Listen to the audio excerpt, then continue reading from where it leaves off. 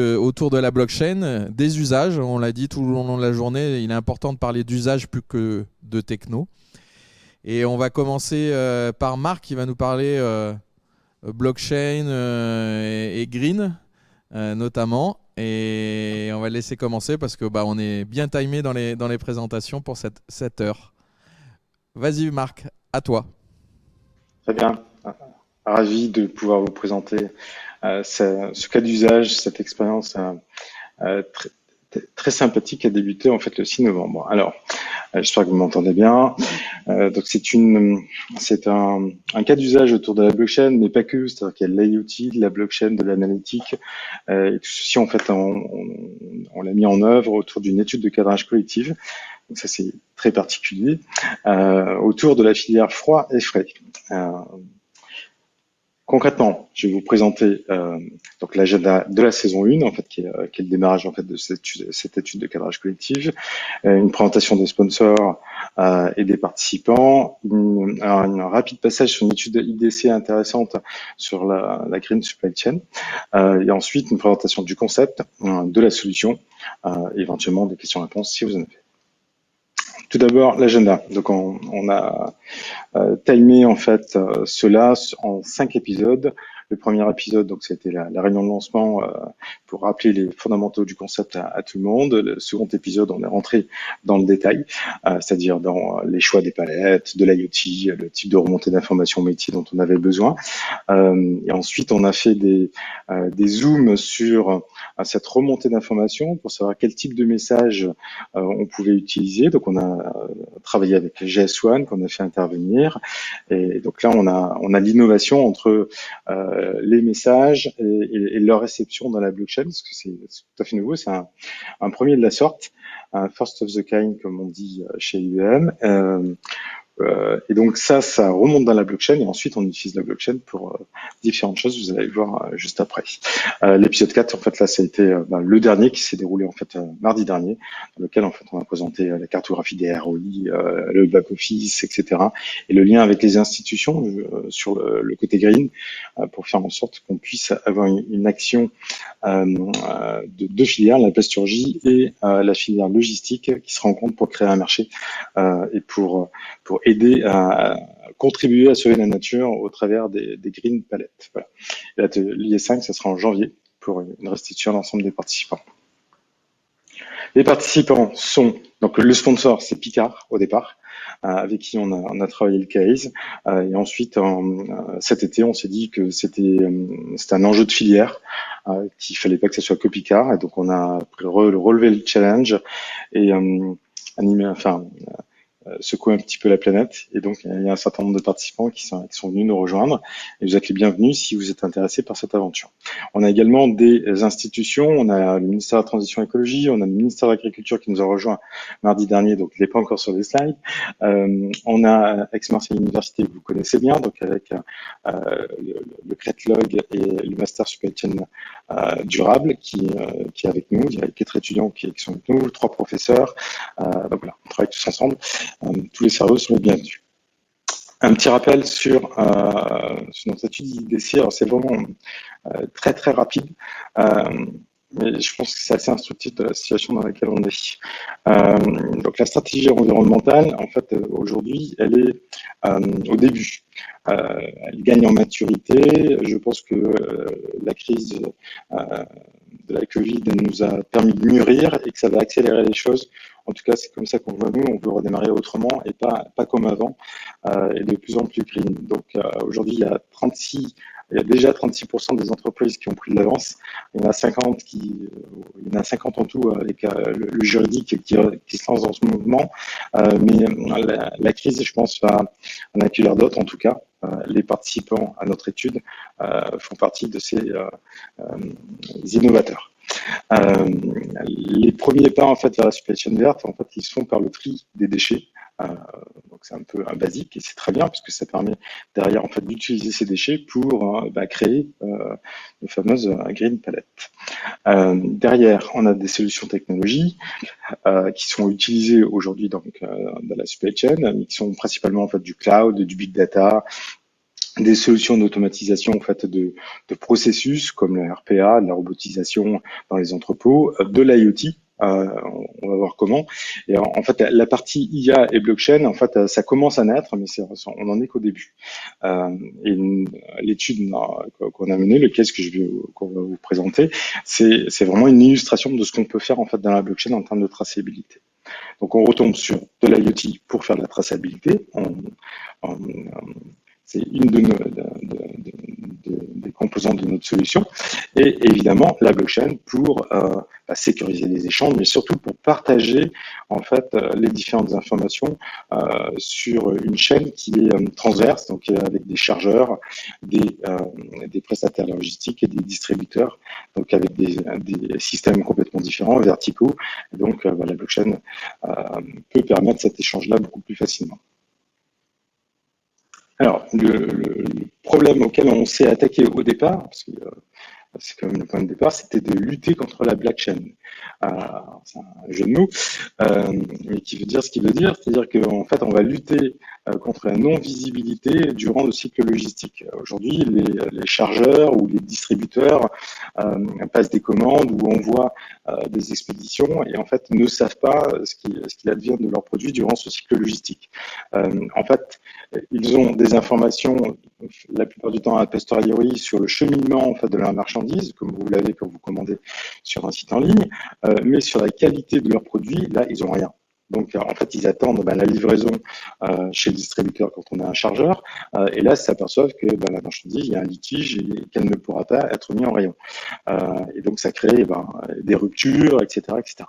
Donc, le but, en fait, c'était de leur proposer de reprendre le pouvoir sur leurs informations grâce à notre innovation et donc de mettre en place des smart green containers en toute autonomie. Dans le cadre de notre étude, dans cette filière-là, c'est des smart green palettes. Donc, c'est pas des conteneurs, c'est des palettes, tout simplement.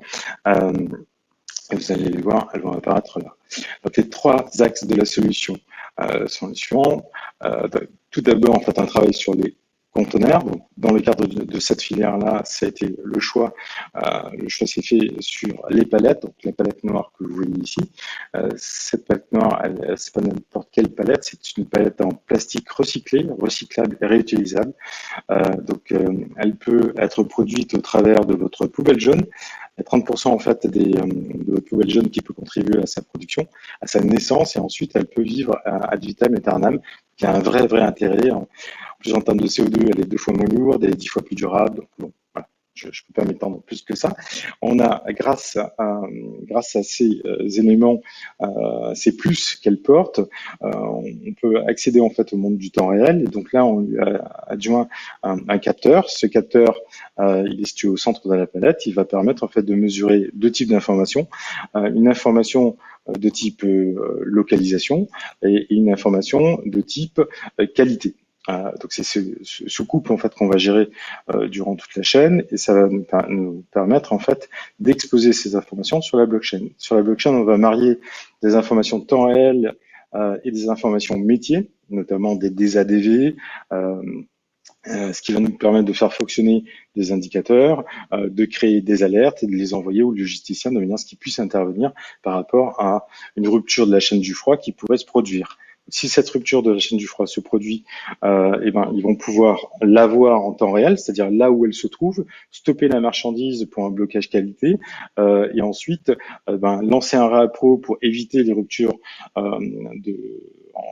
dans leur linéaire ici pour les distributeurs et donc lancer directement ça, lancer également un processus de valorisation de la marchandise qui a été bloqué à un endroit donné et donc pour éviter en fait d'arriver à du gaspillage alimentaire. Voilà, ça c'est juste un exemple de qu'est-ce qui peut se faire en cascade dès qu'on a diagnostiqué en fait une rupture.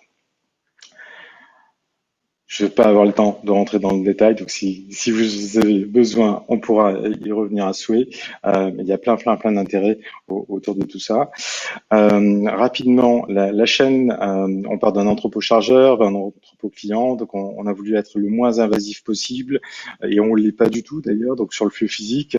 Donc tout se chaîne On fait juste en fait un rapprochement entre la palette et le contenu, donc contenant-contenu. Ensuite, ce sont en fait le flux digital au travers des capteurs qui va permettre de capter les départs, les arrêts, les phénomènes de temps, les températures qu'on va relever, etc., les chocs, tout ce qu'on a mis dans le capteur. Il y a plein d'autres choses encore. Et toutes ces informations-là vont être exposées sur la blockchain. Et sur la blockchain, on ne va pas réinventer la poudre, on va utiliser des messages en fait existants qui viennent du monde EDI, notamment des ADV, de nouveaux messages qui viennent, qui sont en cours de création ou de finalisation avec GS1, qui sont le PCIS notamment pour les événements. Et ça ouvre la porte à plein de choses pour la supply chain execution. Voilà. Ensuite, on arrive donc à l'entrepôt destinataire. Là, on va donc récupérer le statut des palettes. D'utiliser, elles vont passer à vide. On va remonter des preuves de vie quand ça fait longtemps qu'elles sont présentes avec leur statut. Évidemment, on a déchargé les palettes donc pour modifier le statut. Et ensuite, on fait la reverse logistique pour remonter les palettes et relancer un cycle logistique normal. Très rapidement, une overview en fait des différents modules que l'on a dans cette solution. Donc une solution IoT, une solution blockchain, un module analytique pour générer les alertes et un module de reverse logistique pour faire en sorte que ces palettes puissent avoir le plus de rotation possible. Il y a un diagramme d'architecture puisqu'on est IBM et donc on ne peut pas éviter d'en mettre un. Voilà, ça ferait plaisir à Serge derrière. Voilà, donc il est simplifié, je vous rassure. Et derrière, en fait, une explication sur les différents types de blockchain que l'on peut avoir chez IBM. Donc, on a la chance d'être plutôt bien fourni. On a plein d'exemples là-dessus. Et donc, on a au départ, en fait, IBM Blockchain Platform qui permet de créer from scratch n'importe quel type de blockchain et s'adapter à n'importe quel usage.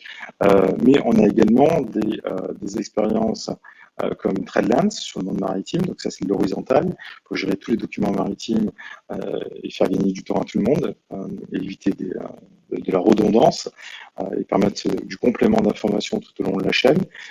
Ensuite, on a IBM Food Trust, donc là c'est plutôt en vertical pour tout le monde de la food.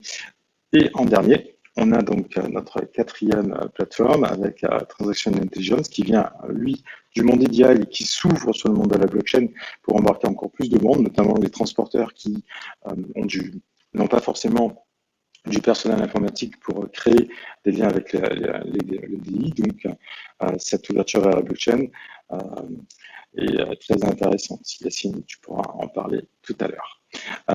Voilà, j'ai presque terminé. Je vais vous remercier de votre écoute et vous convier, si vous le souhaitez, à rejoindre cette étude. Donc, n'hésitez pas, Vincent pourra vous transmettre nos coordonnées pour rejoindre cette aventure. Merci beaucoup. Merci Marc pour cette intervention. Tu as tenu le timing. Il y avait des personnes chez IBM qui ne pensaient pas que tu allais réussir à rester dans le timing, donc bravo, super, merci beaucoup. On va passer sans transition à Serge sur la prochaine présentation. Sur le timing est très serré sur la blockchain. Serge, vous m'entendez ? Oui, vous m'entendez également, Vincent ? Très bien. Et là, vous êtes pile poil au centre et à votre présentation, on vous laisse commencer. On regarde droit la caméra comme dans les bonnes pratiques de la mobilité. Donc, merci à Marc, merci Vincent de m'accueillir. Donc, je vais et je mets le chronomètre en 15 minutes, présenter les cas d'usage autour de deux technologies, IoT et blockchain. On en parle de plus en plus. Et on parle de les combiner, mais la question qui est importante, c'est bien sûr pour quelle valeur métier. Alors, je pense que tout le monde sait ce qu'est l'Internet des objets, donc la capacité qu'a un objet physique ou virtuel de mieux connaître son environnement, d'être, entre guillemets, si on peut dire ça, plus intelligent à travers l'arrivée du machine learning et de l'intelligence artificielle embarquée, et donc de remonter de l'information. Ça peut être un produit, ça peut être un véhicule, ça peut être un serveur, ça peut être une montre connectée. Donc l'IoT draine des sujets de type plateforme du même nom. La blockchain draine des sujets de type réseau de confiance, comme l'a dit Marc. Partout où il y a un manque de confiance, où il y a un besoin de transparence et de traçabilité, et surtout de sécurité, d'immutabilité, eh bien, on met en place des réseaux blockchain. Et chez IBM, comme l'a expliqué Marc, ce seront des réseaux de type privé où chacun sera authentifié, les nœuds et les utilisateurs, ce qui nous différencie bien évidemment d'une blockchain publique type Ethereum où l'authentification est gérée complètement différemment. Donc nous, dans l'industrie, on a besoin de coupler les deux technologies. Pourquoi ? Parce que ces objets communicants, qui peuvent être des machines, des véhicules, vont avoir besoin de la blockchain pour asseoir un certain nombre de cas d'usage autour de la vérification, l'authentification des données. C'est-à-dire que l'objet va lui-même communiquer avec le réseau. Il sera comme un utilisateur. Et à ce titre, le problème de son authentification devrait être démontré, le problème de la véracité des données qu'il va émettre. Pourquoi un objet communiquerait, comme l'a dit Marc ? Parce que le container va indiquer que la température a soudainement baissé pour déclencher le contrat d'assurance.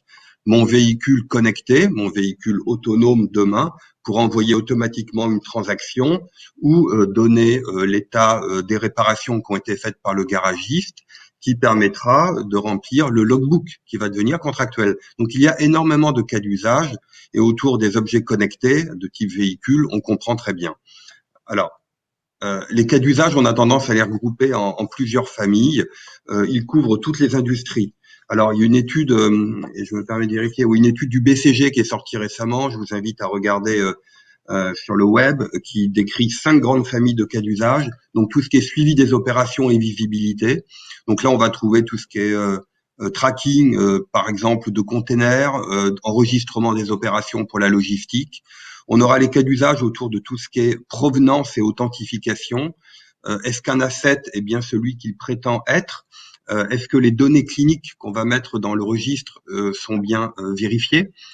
Est-ce que les pièces détachées, les pièces critiques qu'on assemble dans un avion ou un véhicule ont bien été testées conformément, et on verra, je parlerai d'un cas chez un de nos clients dans quelques instants.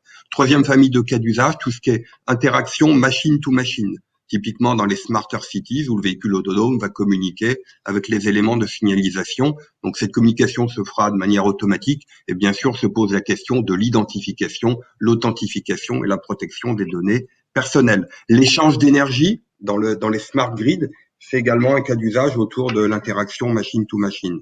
Et je terminerai avec deux catégories.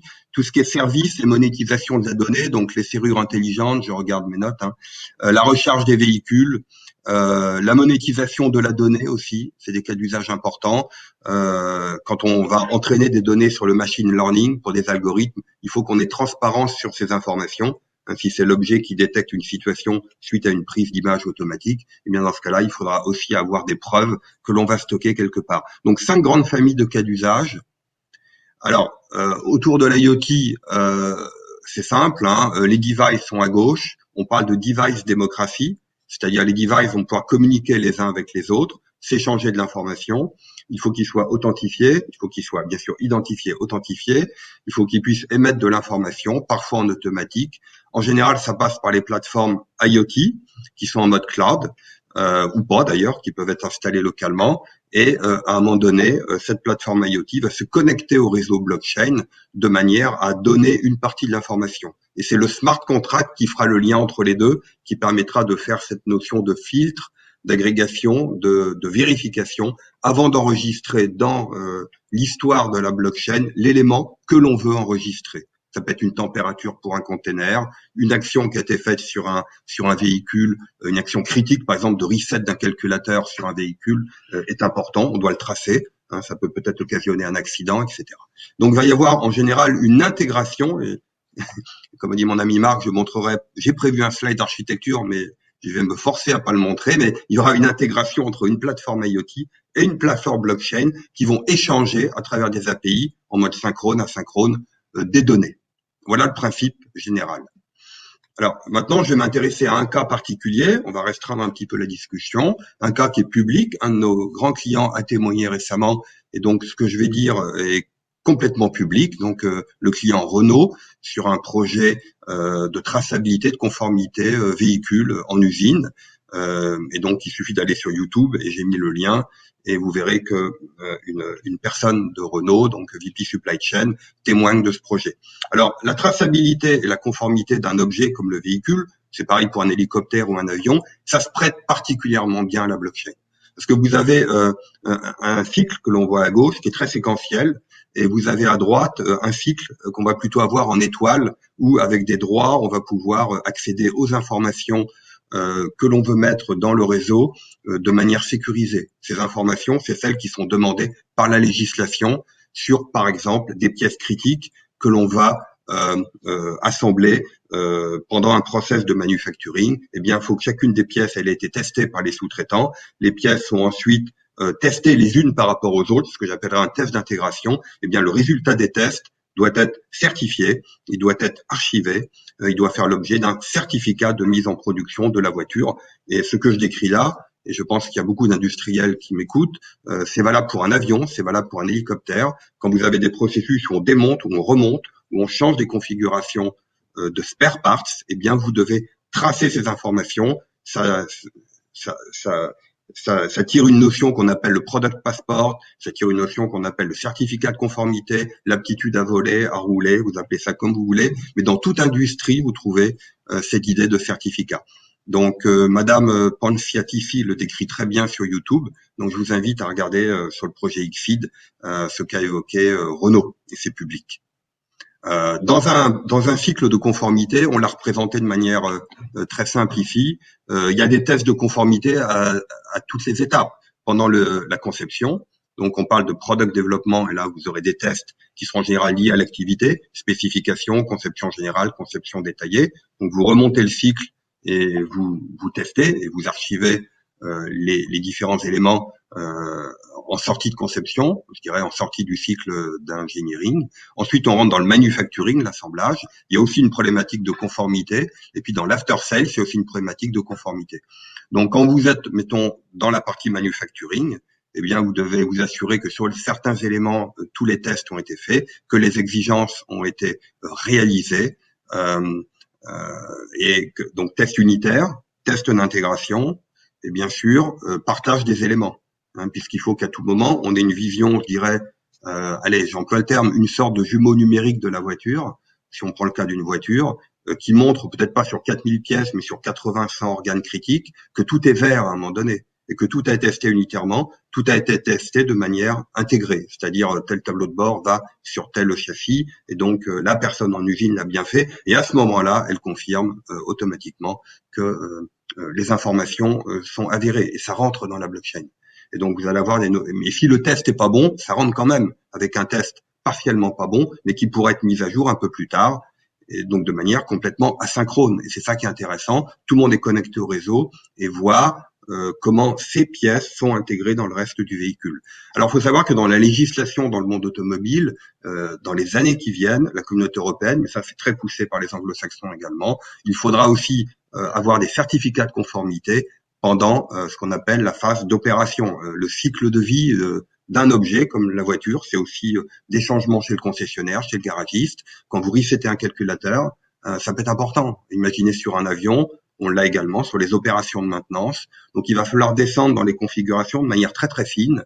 Alors, ça ne veut pas dire qu'on va tirer toutes les maquettes numériques avec tous les détails de tous les tests, mais il est quand même intelligent de mettre à côté un système, ce qu'on appelle un système of insight, c'est-à-dire une blockchain dans lequel on ne stocke pas toutes les données, uniquement les données nécessaires à l'établissement de la preuve, par exemple les empreintes cryptographiques, ces fameux certificats, les quelques données qui sont importantes pour permettre à partir de ces données de retrouver tous les éléments détaillés.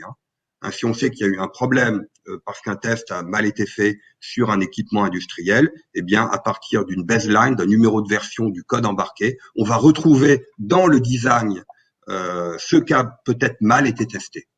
Donc, c'est ce que j'appelle le phénomène toile d'araignée. Une blockchain, ça sert à relier des ID entre eux. C'est ça qui est intéressant. Souvent, on me demande, doit-on mettre toutes les données dedans? Bah non, surtout pas. C'est pas fait pour. On ne met que des identifiants, en général, ou quelques données qui vont permettre d'accéder au reste du système.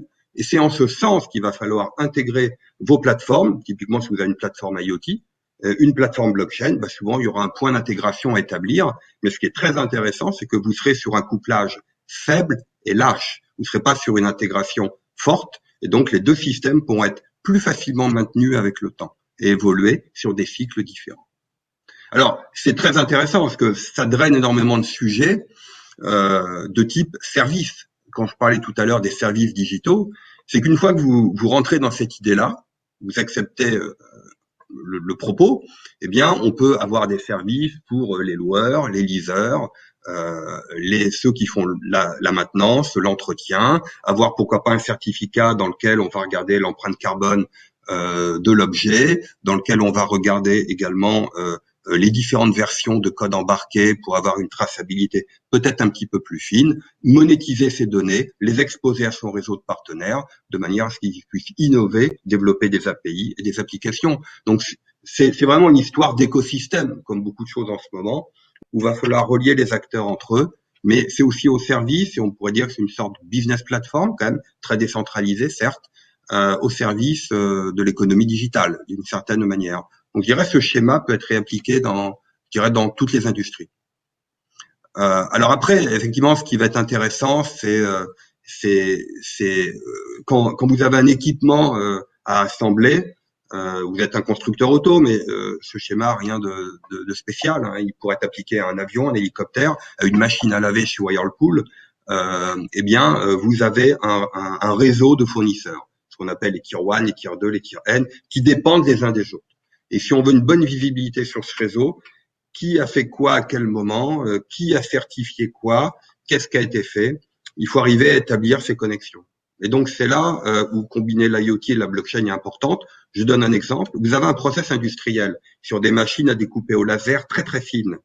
Et vous devez j'ai connu ça dans l'aéronautique, sur des équipements type aile d'avion, sauvegarder les configurations de la machine qui a découpé l'aile. C'est comme si vous sauvegardiez aussi, c'est ce que vous faites dans le logiciel, toutes les versions de votre compilateur quand vous compilez un bout de code. Hein, les deux vont ensemble, vous le savez bien. Et donc, la machine va automatiquement envoyer au réseau blockchain ses paramètres de configuration au bon moment. Elles vont être analysées par le contrat, et elles vont être mises dans le réseau. C'est ça qui est intéressant, avec le résultat du produit final, l'aile découpée, etc., sur lequel on aura fait des tests. Et donc, on aura j'emploie un terme anglo-saxon, une sorte de baseline.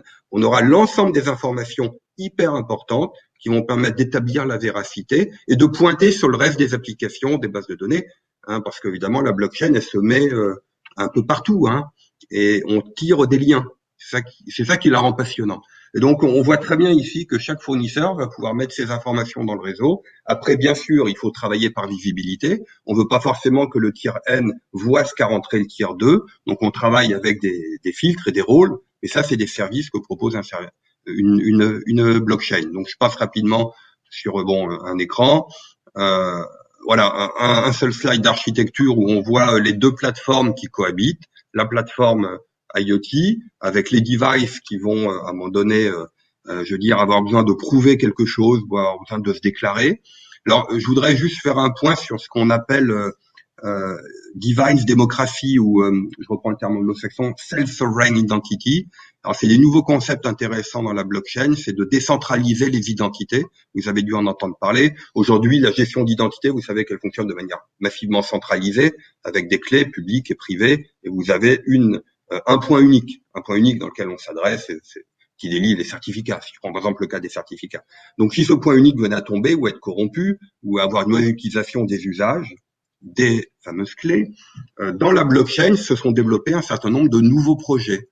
Alors, je me permets de regarder mes notes, que les noms, donc le projet Indy chez Hyperledger, et puis Civic, également dans le monde Ethereum, qui sont des projets dans lesquels on va séparer la couche de gestion d'identité du registre. Et donc, en fait, vous allez garder vos données avec vous dans votre environnement, dans l'environnement de l'objet. Ça pourrait être sur le téléphone portable de l'utilisateur. Et par contre, uniquement les empreintes cryptographiques seront stockées dans le registre. Donc, c'est très intéressant pour une voiture autonome, par exemple, puisque elle, pour certifier son identité, elle pourrait très bien utiliser ce mécanisme-là. Donc, une partie embarquée dans le véhicule et une partie qui serait dans la couche de sécurité. Et en fait, à l'intérieur du réseau, chaque membre qui a besoin d'accéder ou de fournir un service à quelqu'un et de vérifier si c'est bien quelqu'un auquel il a attribué l'identité juste précédemment, eh bien, va utiliser un nœud particulier dans lequel il y aura ces empreintes cryptographiques. Alors ça remet en cause beaucoup de choses, mais c'est très intéressant puisque ça remet l'utilisateur au centre de la sécurité. Donc il y a beaucoup de littérature sur Indy, sur Civic, sur Uport également, qui sont des projets qui rentrent dans la famille de Self-Sovereign Identity, qui sont des questions qu'on doit se poser quand on a un objet évidemment de type IoT qui va se connecter au réseau. C'est évident. Donc il va falloir se poser ce genre de questions et comment on envisage l'identité, l'authentification avant de mettre des données dans le réseau. Voilà ce que je souhaitais partager. Voilà, donc je rends la main à Yacine et à Vincent. Et si vous souhaitez creuser le sujet, comme l'a dit Marc, beaucoup de littérature publique autour du projet Renault, et puis également un certain nombre de papiers clients que vous trouverez des livres blancs sur les différents sites LinkedIn des participants IBM à cette session. Merci de votre attention. Merci Serge. Effectivement, on enverra un mail de remerciement à tout le monde là, pour s'ils veulent plus d'infos et qu'ils puissent vous recontacter directement. On va passer à Yacine. Yacine, juste pour vous préciser que comme les slides sont bougés par les équipes, de nous dire au slide suivant parce que sinon on n'y arrivera pas. Voilà.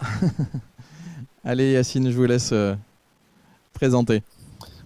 Bonjour à tous, j'espère que vous m'entendez bien. Donc là, vous avez beaucoup entendu de blockchain, de cas d'usage aujourd'hui, donc par les deux collègues Marc et Serge.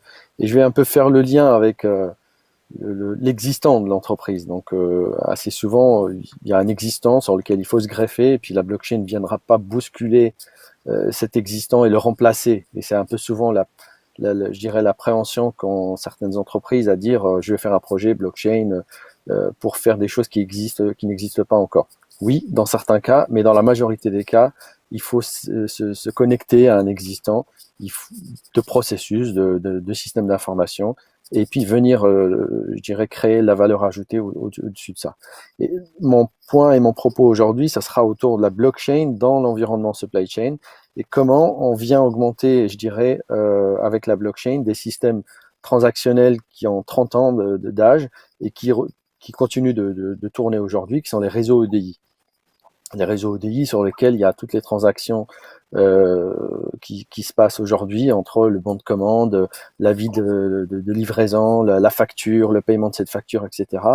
et qui sont déjà aujourd'hui opérants et qui ne mourront pas demain avec la blockchain.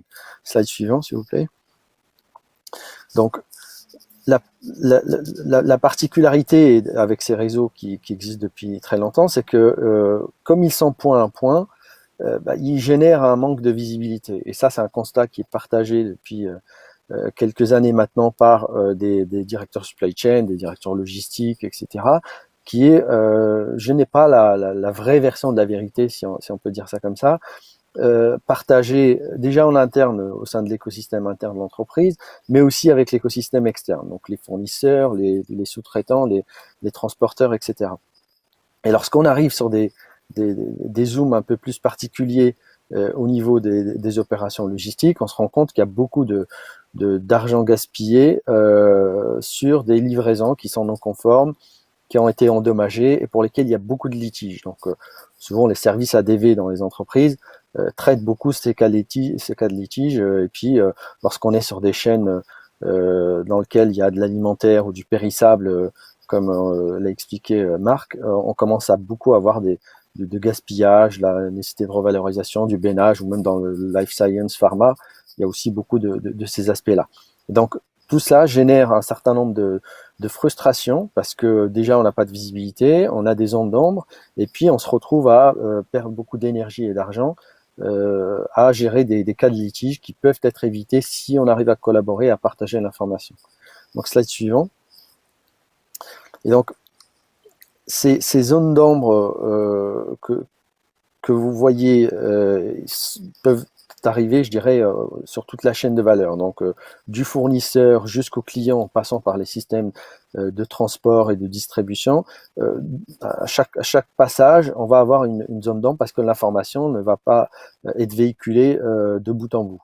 Et ça, c'est par la particularité propre des réseaux EDI qui sont là, qui existent depuis 30 ans et qui ne permettent que de communiquer en point à point. Donc, lorsque le fournisseur communique avec le transporteur, l'information n'est pas visible par le client, etc.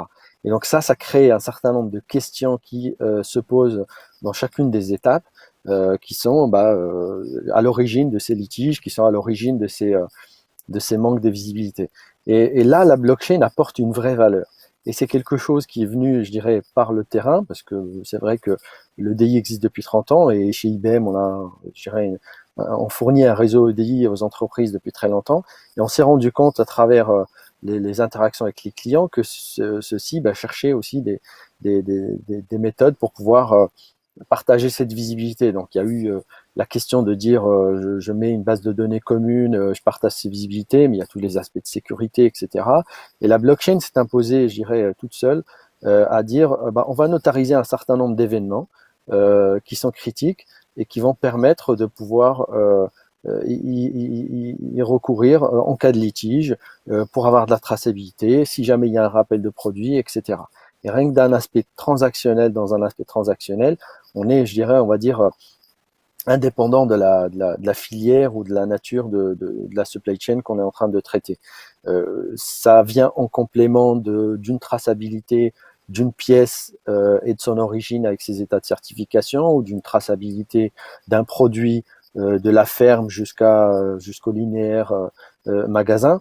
On est dans des aspects, je dirais, pur B2B, dans lesquels les échanges actuels qui s'opèrent entre les bons de commande, les avis de livraison, les litiges qui sont générés peuvent être, je dirais, complétés par une blockchain qui vient notariser ces événements et partager ces visibilités et ces événements à tout l'écosystème, de manière à ce que chacun puisse voir, je dirais, la même information, la même vérité que les autres voient aussi. Donc, slide suivant.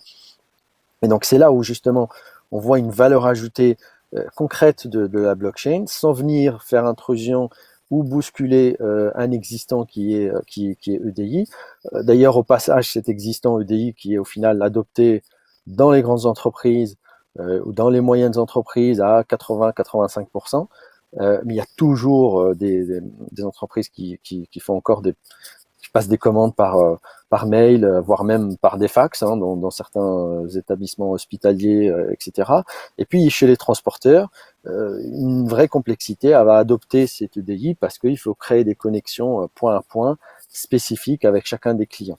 Et donc là aussi, la blockchain vient apporter une valeur ajoutée à pouvoir harmoniser et connecter, je dirais, cet écosystème de manière fluide, sans bousculer l'existant. Le DI restera toujours là, mais on va notariser des informations, donc une sorte d'extract de l'information du bon de commande, de l'avis de livraison, de la notification de livraison, etc., qu'on va partager sur le réseau blockchain et qui vont permettre de garder justement ce cycle de vie du process. On parle de procure to pay et order to cash, donc tout le cycle classique dans l'entreprise avec ses fournisseurs et avec ses clients.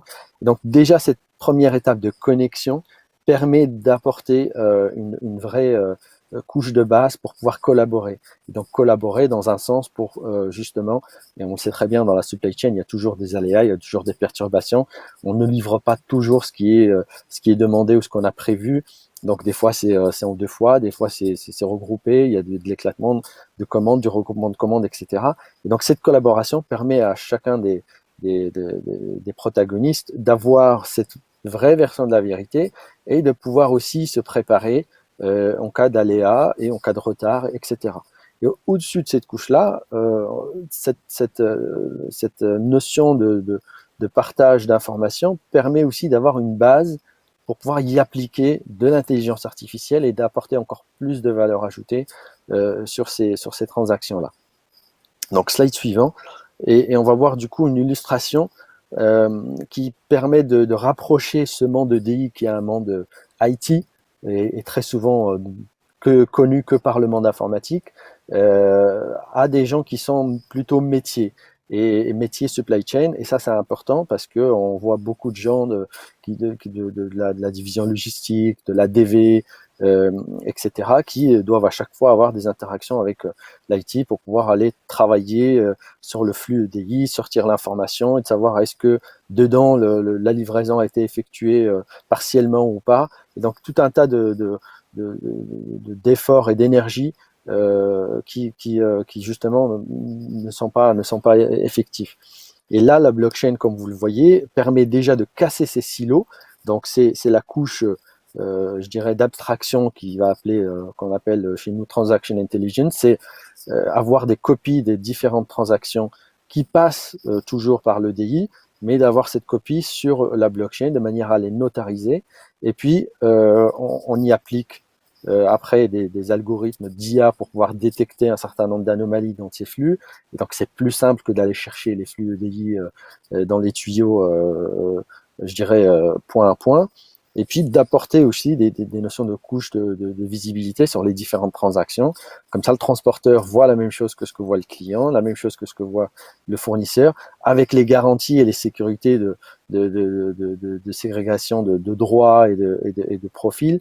On ne va pas voir les montants des commandes par le transporteur, etc. Mais ça va de soi. Mais c'est des aspects qui beaucoup permettent justement d'il y a d'autres aspects d'IA comme la prédiction du temps de cycle pour pouvoir justement essayer d'identifier un retard potentiel sur l'arrivée d'un chargement ou sur un approvisionnement ou sur la livraison vis-à-vis des clients pour pouvoir justement notifier au préalable. Et ça, c'est quelque chose qui ne pouvait pas être, je dirais, permis facilement, je dirais, sans la blockchain, parce que ça permet de créer cette confiance partagée par l'écosystème pour pouvoir justement avoir à partager des statuts et des données qui permettent d'avoir ce qu'on appelle ces systèmes of insight, c'est-à-dire cette intelligence qui apporte beaucoup de valeur ajoutée aux différents métiers. Et donc voilà, ça c'est un cas qui est hyper concret, qui vient, je dirais, du monde réel historique de l'EDI et où on voit la blockchain en association avec ce monde transactionnel EDI, avec l'IA aussi en étant une sorte de source de données pour l'IA, pour pouvoir y appliquer un certain nombre d'algorithmes et de sortir de la valeur ajoutée pour ces profils. Voilà, slide suivant, je pense qu'il n'y a plus rien, mais j'ai fini un peu en avance, mais tant mieux. Donc, comme l'ont dit les collègues, vous avez nos coordonnées. N'hésitez pas si vous avez des questions, des interrogations et que vous voulez approfondir l'un des 3 sujets. Donc, n'hésitez pas à prendre contact. Et puis, je passe la main à Vincent. Merci. Merci Yacine. Merci Marc et merci Serge pour toutes vos présentations d'usage de la blockchain. Alors, je pense que les spectateurs n'auront pas forcément compris exactement ce qu'est la blockchain, mais je pense que personne ne comprend vraiment ce qu'est la blockchain. Ce qui est important, c'est vraiment les usages. On a reçu une question. Alors, juste, y a-t-il une taille minimale d'entreprise pour mettre en place ce type de registre blockchain ? Je ne sais pas qui veut répondre. Réponse non. En tout cas sur l'initiative en fait qu'on porte côté Green Supply Chain. Non, on a différentes tailles d'acteurs. On a des gros, des petits, des moyens. En fait, chacun apporte sa contribution et est acteur de la chaîne en fait. Donc ça peut être de n'importe quelle taille. Il y a un complément, un réseau. À trois acteurs, on commence à déjà avoir des problématiques qui peuvent être partagées et qu'on peut résoudre avec de la blockchain. C'est vrai que voir le clé de ce que va apporter la blockchain, il faut une multiplicité d'acteurs qui ne se font pas confiance d'office. C'est là où la blockchain apporte cette notion de confiance, qui ne partagent pas toutes les informations et donc là où la blockchain apportera cette visibilité. Et à minima, j'ai vu des réseaux naître à 3 acteurs, donc un client fournisseur et un transporteur, et qui ont commencé à grandir jusqu'à couvrir, je dirais, l'ensemble de l'écosystème et jusqu'à couvrir des problématiques de filière, comme on l'a vu avec Food Trust ou comme on l'a vu avec TradeLens ou avec la partie Exit de Renault. Mais la baseline, là, le minimum, c'est 3. Vous voulez apporter une précision? Ou Serge est figé? Ah, il s'est déconnecté. Oui. Ok, effectivement, voilà, la blockchain, c'est un vaste sujet. Vous avez parlé d'usage qui donne des pistes à chacun, hein, de réflexion et d'intégration de la blockchain. En soi, comprendre, on va dire, le détail technique de la blockchain, c'est assez complexe et souvent on s'y perd pour des gens non du métier, on va dire ça comme ça. Par contre, comprendre les usages et les possibilités, là, les 3 présentations que vous nous avez faites étaient très intéressantes et en tout cas donnent des visions à nos chefs d'entreprise et nos managers du territoire pour se renseigner et voir le potentiel de sécurisation, d'échange de données, de traçabilité. C'est des vastes sujets dans plein de domaines d'activité et c'est hyper intéressant. En tout cas, encore merci Marc, Serge et Yacine pour ces présentations. Merci. Et à très bientôt. Merci, à bientôt. Merci Vincent.